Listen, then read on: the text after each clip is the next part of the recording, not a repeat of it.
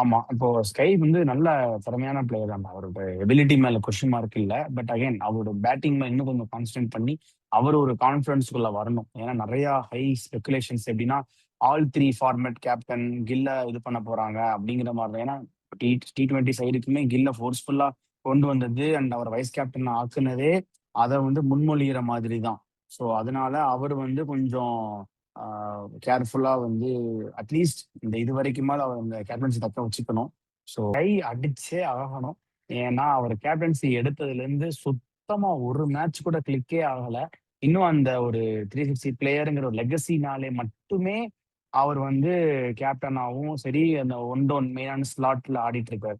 மத்தபடி எல்லாருமே பெர்ஃபார்ம் பண்ணிட்டாங்க. சஞ்சு சாம்சன் 100 அடிச்சிட்டாரு. அபிஷேக் சர்மா பொழந்துட்டு இருக்காரு. ரெட் ஹாட் ஃபார்ம்ல இருக்காரு. திலக் அடிச்சிட்டு இருக்காரு. மிடில் ஆர்டர்ல வந்த சுப்மன் கில் போசன் அவரும் ஆடிட்டு தான் இருக்காரு. ஜிதேஷ் சர்மா வெளிய ரெடியா இருக்காரு. சிவம் தூபே, ஹர்திக் பாண்டியான்னு எல்லாருமே பெர்ஃபார்ம் பண்ணிட்டு இருக்காங்க. ஸ்கை மட்டும் தான் வந்து இந்த ஆட் இன் ஆன் ஆட் அவுட்டா இருக்காரு. ஸோ அவருக்கு வந்து இது ரொம்ப முக்கியமான சீரிஸாவே இருக்கும்.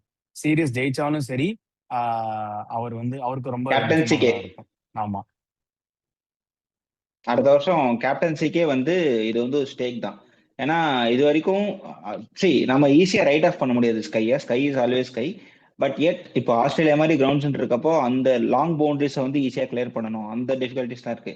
எஸ்பெஷலி இந்தியன் பேட்டர்ஸ் இது வரைக்கும் வந்து ஜஸ்ட் ஒரு ஏசியன் கண்டிஷன்ல தான் T20 ஃபார்மட், அதாவது அந்த நியூ ஏஜ் இந்தியன் டீம் வந்து ஏசியன் கண்டிஷன்ல ஆடி இருக்காங்க.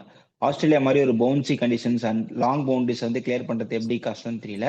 அண்ட் ப்ராப்ளி எல்லா வென்யூஸுமே வந்து கொஞ்சம் பயங்கரமான வென்யூஸ், அவ்வளோ ஈஸி கிடையாது.